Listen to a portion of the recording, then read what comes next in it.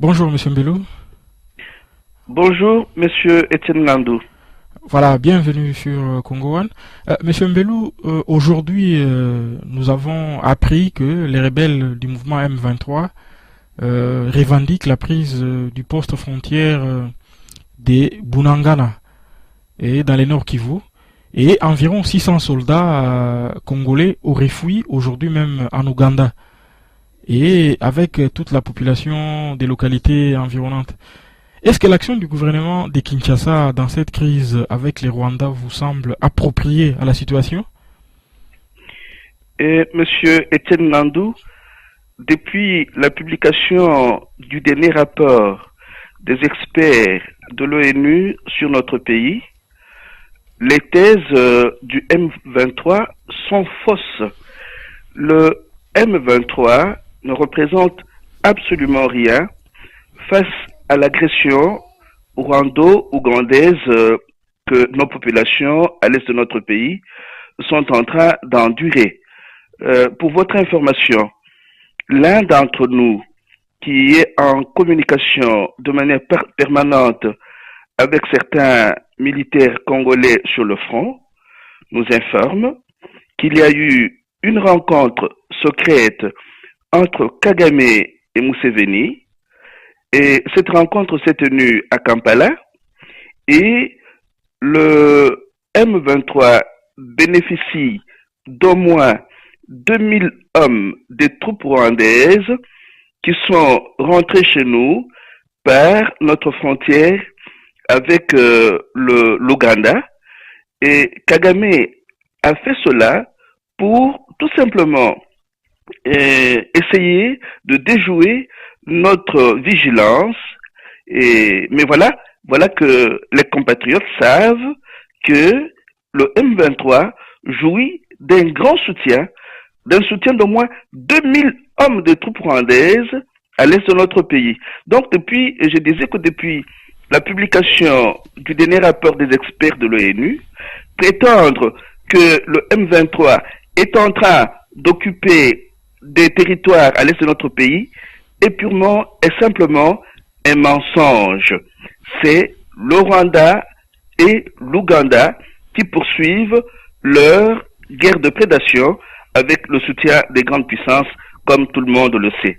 Mais est-ce que dans tout cela, l'action du gouvernement congolais dans cette situation vous paraît appropriée?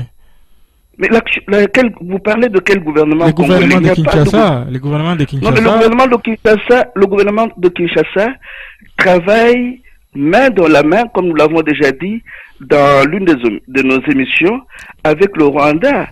Celui qui fait office de président à Kinshasa après le coup d'État qui a eu lieu à l'issue des élections de novembre et décembre 2011 est un gouverneur de Kigali. Il n'est pas au service des populations congolaises. Donc poser la question du fonctionnement du gouvernement congolais qui est à Kinshasa dans cette guerre, c'est oublier que ces gens-là ont fait un coup d'État et qu'ils travaillent main dans la main avec le Rwanda et l'Ouganda. En parlant de Joseph Kabila, il s'est finalement exprimé par rapport à cette crise, le 30 juin dernier, en ne désignant pas explicitement la responsabilité du Rwanda dans cette crise. Pourquoi une telle attitude selon vous? Mais parce que Joseph Kabila est un gouverneur de Kigali à Kinshasa. Et regardez, quand vous lisez le dernier livre ou l'avant-dernier livre de Pierre Péan, Carnage, les guerres secrètes des grandes puissances en Afrique, Pierre Péan, en évoquant plusieurs textes, montre que Joseph Kabila est un gouverneur de Kigali. Le Kigali, présidé par Paul Kagame, qui lui aussi est un nègre des services de ces grandes puissances. Il y a un texte qui peut être lu dans ce livre-là. C'est un échange entre Pierre Péan et le président Denis Sassou Nguesso. Sassou confie ceci à Pierre Péan. Si tu vois un paralytique en dessous d'un arbre en train de s'amuser avec des feuilles vertes, dis-toi qu'il y a quelqu'un au-dessus de l'arbre qui les lui jette. Sinon, il s'amuserait avec des feuilles mortes. Il en vient à cette conclusion. Même lui, Kagame, ne vaut rien sans ses soutiens extérieurs. Où est-ce que Kagame peut avoir l'argent pour soutenir pendant plus de 2 décennies une guerre de prédation contre notre pays? Voilà. Mais lorsque lui, Kabila, affirme avoir la volonté de défendre les pays jusqu'au bout, de manière à obtenir la paix dans la province du Nord Kivu, est-ce que ce genre de déclaration est encore crédible après plus de 10 ans au pouvoir? Non, mais chercher une certaine crédibilité chez ce monsieur-là, c'est oublier qu'il vit en permanence dans le mensonge. Et pour que ce mensonge puisse l'aider à régner tant soit peu dans le fauteuil qui est le sien pour le moment, il doit entretenir, avec la complicité de ses parents, il doit entretenir la violence. Et cette guerre a une dimension de ce que Naomi Klein nomme dans son livre Stratégie du choc, la montée du capitalisme du désastre, c'est que Naomi Klein nomme la destruction créatrice. C'est-à-dire quoi? Ces gens-là s'amusent à tuer, à piller, et après, ils se présentent en pompiers. Donc ce sont des pyromanes qui ont organisé un réseau national et transnational de prédation de notre pays et qui de temps en temps veulent se présenter à nous en pyromane, en pompiers. Cette guerre a une dimension de légitimation de la tricherie, de la fraude et des autres coups que nous avons subis pendant les élections de novembre et décembre 2011. Donc c'est une guerre de légitimation et de légitimation de ce pouvoir fraudeur, mais aussi une guerre d'extermination de nos populations au nom des matières premières stratégiques dont notre pays regorge. Mais au-delà même de Joseph Kabila, se pose la question récurrente du leadership, hein, puisque même les parlements congolais, ils ne veulent pas se saisir de cette question. Est-ce que l'avenir du Congo ne serait-il pas radieux à condition de renouveler ou changer ses leaderships? Est-ce qu'il y a un problème de renouvellement ou d'abord et avant tout un problème de mensonge? Quand le cardinal Monsengo conclut à l'issue de la présidentielle que les résultats publiés n'étaient conformes ni à la vérité ni à la justice, non, c'était pendant qu'on publiait ces résultats-là, les premiers résultats n'ont été conformes ni à la vérité ni à la justice, il dit quelque chose d'essentiel parce que ce que vous appelez parlement là, ce sont des gens qui ont été désignés par le pouvoir usurpateur ayant fait le coup d'état administratif après les élections de novembre-décembre 2011. Ils ne peuvent que jouer le rôle de caisse de résonance de leur mentor. Mais le renouvellement de la classe politique congolaise et l'avènement d'un autre leadership au Congo ne viendra pas nécessairement des rangs de ceux qui siègent aujourd'hui au Parlement. Peut-être que l'un ou l'autre pourra faire partie de ce leadership-là. Moi, je vois pointer à l'horizon, petit à petit, un autre leadership congolais qui a mieux analysé la situation, qui en connaît les tenants et les aboutissants, et qui est prêt au sacrifice pour que ce pays-là puisse redémarrer sur les rails. Donc, ce leadership-là est là, il est en train de se consolider et il va finir par s'imposer. Les annexes du rapport des Nations Unies sur la situation à l'est du Congo ont été finalement publiées. Est-ce que les accusations de l'ONU changeront-elles la donne, tant que le Rwanda sera soutenu et encouragé dans sa politique expansionniste à l'est du Congo par des pays comme les États-Unis et d'autres puissances occidentales?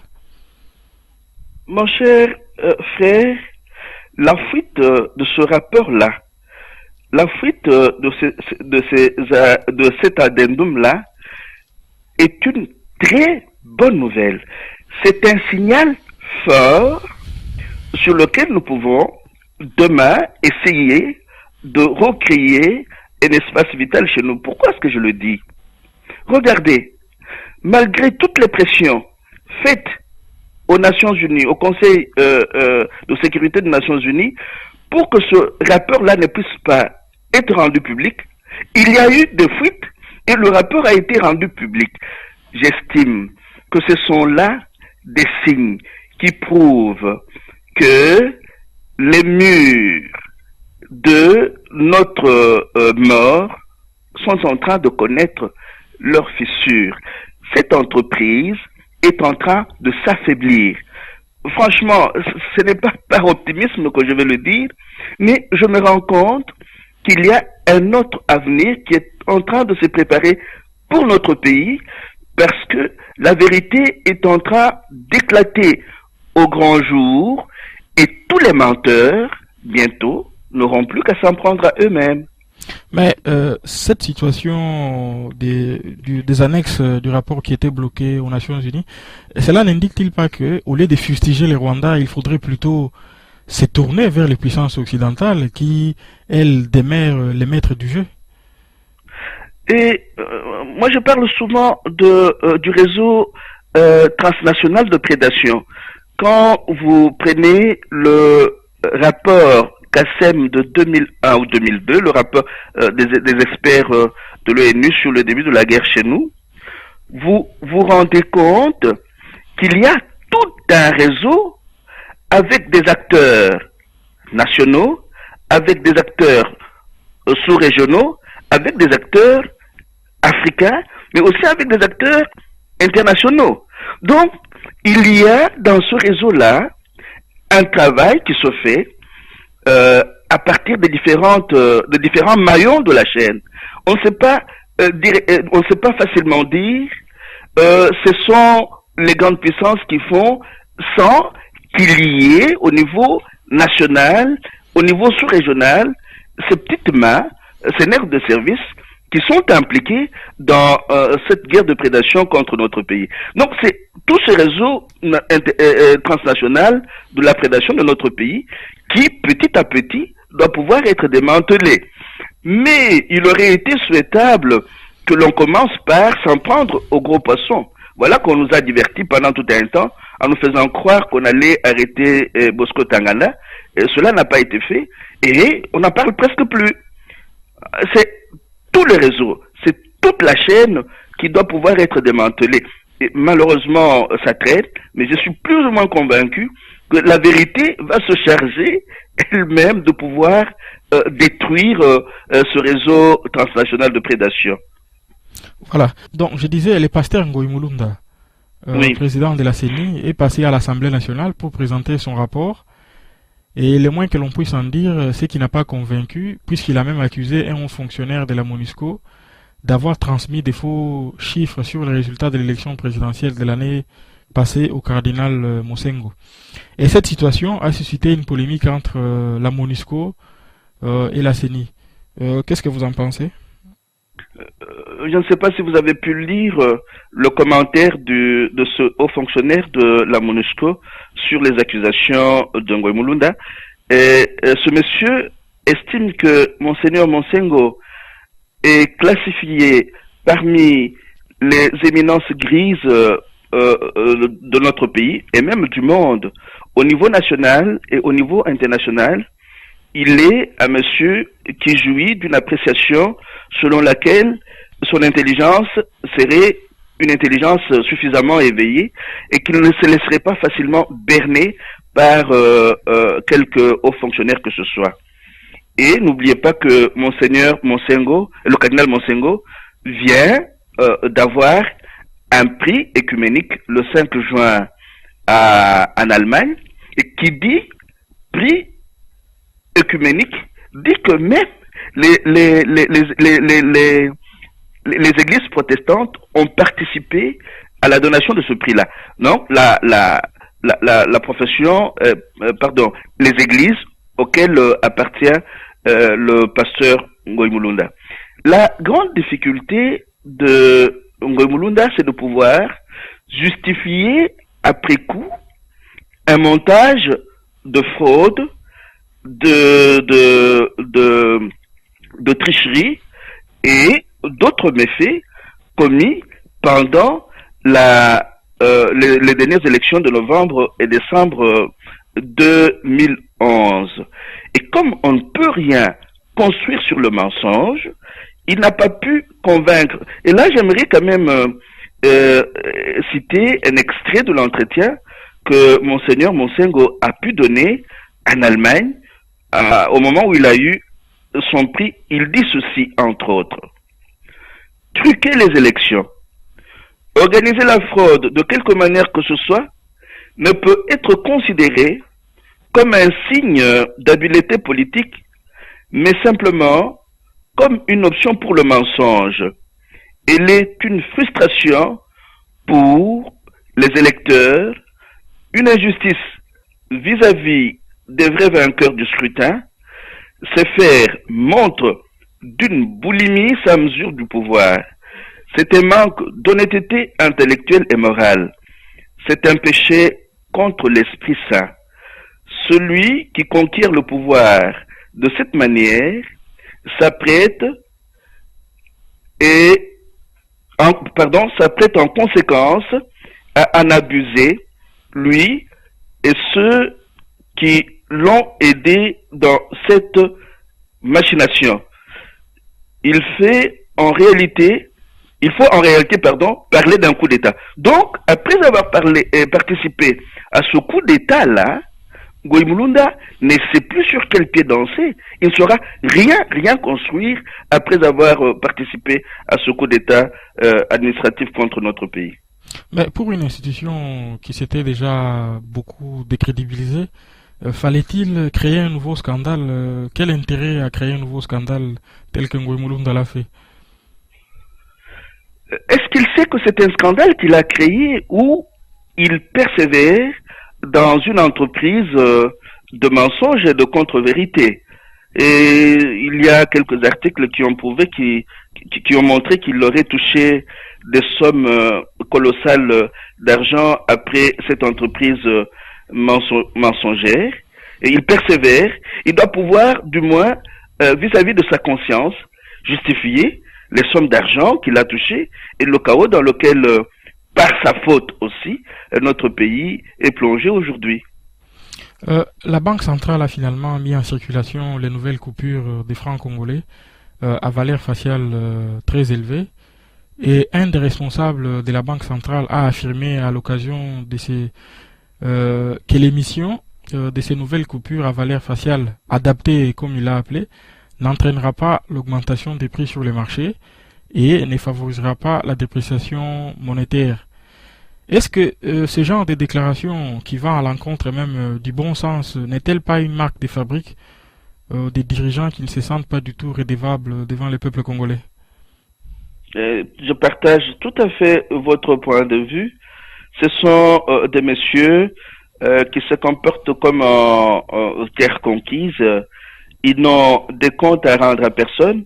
Ce monsieur-là ne saura pas dire comment la production va pouvoir compenser cette multiplication des billets, qui va beaucoup plus profiter à certains officiers qui sont au front et même sur place à Kinshasa. Cet argent va leur être envoyé et ils vont pouvoir, comme au cours de toutes les guerres que nous avons subies, ils vont pouvoir s'enrichir illicitement, construire des maisons à l'est de notre pays et en construire même au Rwanda. Je ne sais pas si vous avez vu, comme moi, dans ce rapport que vous avez évoqué, que monsieur Bosco Tanganda est en train de construire une très grande maison au Rwanda, après celle qu'il a construite à l'est de notre pays. Ces messieurs-là s'amusent à faire cela, multiplier les billets, monter des coûts, s'enrichir illicitement. Ils n'ont de compte à rendre à personne. Mais vous savez que il y a un président argentin qui vient d'être condamné à je ne sais combien d'années, à 50 ans de prison, longtemps après qu'il ait été président. Je suis plus ou moins convaincu qu'un jour, ces messieurs-là auront à rendre compte. Voilà. L'Assemblée nationale congolaise a adopté les budgets de l'État pour l'exercice 2012. Ce budget a été réaménagé et revu à la baisse par la commission économico-financière de la Chambre basse du Parlement. Il a été ramené de 8 à 7 milliards de dollars américains. Une fois de plus, est-ce que cela vous paraît réaliste par rapport aux ambitions et aux besoins d'un pays comme le Congo? Mais mon cher frère, une fois un député britannique a évoqué ce qui s'est passé avec la vente frauduleuse de nos matières premières aux entreprises fictives des îles Vierges britanniques, une vente qui avait rapporté, s'il te plaît, plus ou moins 5 milliards de dollars que notre pays a perdu. Le Congo produit beaucoup d'argent, mais qui échappe au contrôle public. Et comme je le disais au cours de cet échange, le réseau national et transnational de prédation s'organise pour détourner des masses fabuleuses d'argent. Il s'organise pour que cet argent produit échappe au contrôle public et nous balance 7 milliards de dollars pour un pays qui tend vers 70 millions d'habitants et un pays de 2 345 000 km². Et si c'était un pays, si nous avions des responsables qui se respectent, ils ne pourraient même pas parler de cette modique somme d'argent-là. 7 milliards de dollars, c'est quoi par rapport au Congo? C'est encore une fois une façon de nous rouler dans la farine, avec cette guerre qui est leur marque de fabrique. Ils ne sauront pas avoir des sous à consacrer convenablement aux besoins sociaux, tels que l'éducation, tels que la création des emplois, tels que la santé. Non, ils vont vous dire qu'il n'y a pas suffisamment d'argent. Et, ce faisant, ils sont contrôlés par les institutions financières internationales qui participent de la mort lente mais sûre de notre pays. Donc, ce sont des messieurs qui ne sont pas à leur place. Ils gaspillent les sous de ce pays-là et s'amusent à nous présenter un petit budget de 7 milliards de dollars. Les ministres des médias, Lambert Mende, vient d'interdire un quotidien paraissant à Kinshasa jusqu'à nouvel ordre, tel qu'il a dit. Il accuse ces quotidiens d'avoir violé délibérément les règles et la loi relative à la répression du racisme et du tribalisme. La question qu'on peut se poser, à quoi sert les CESAC, puisque régulièrement, les ministres de la communication semblent avoir la réalité du pouvoir dans tous les dossiers qui concernent la presse au Congo. Parce que je rappelle, le CESAC, c'est une institution d'appui à la démocratie qui a été créée pendant la transition. La question qu'on se pose... Ça me fait rigoler.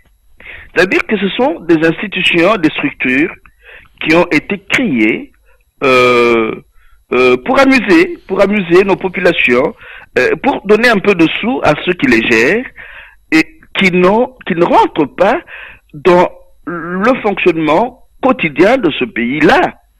Donc, le ministre peut être au four et au moulin, il estime que c'est de son droit. Mon cher frère, le problème, j'estime que le problème est beaucoup plus fondamental que celui de M. Lambert Mende. Le problème fondamental, c'est celui de l'organisation des structures et des institutions souveraines pour ce pays-là. Nous n'en avons pas pendant que ces messieurs-là jouent le jeu de l'Ouganda et du Rwanda, aidés par leurs parents occidentaux. Donc tout ça, c'est pour brouiller les cartes et nous traîner dans la boue. Ils ne sauront rien faire, Pour finir, on va dire un petit mot sur ce qu'on pourrait considérer comme l'affaire de l'opposant Diomaye Ndongala, porté disparu depuis quelques jours. Et un fait quand même qui est tout à fait étonnant, c'est le fait que le procureur général, M. Kabange Numbi, ben, il a parlé à charge contre Diomaye Ndongala sur des faits qui ne sont pas encore avérés.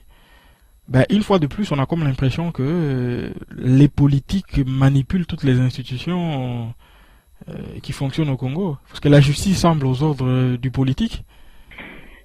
Oui, vous le dites très bien. La justice est aux ordres de la politique.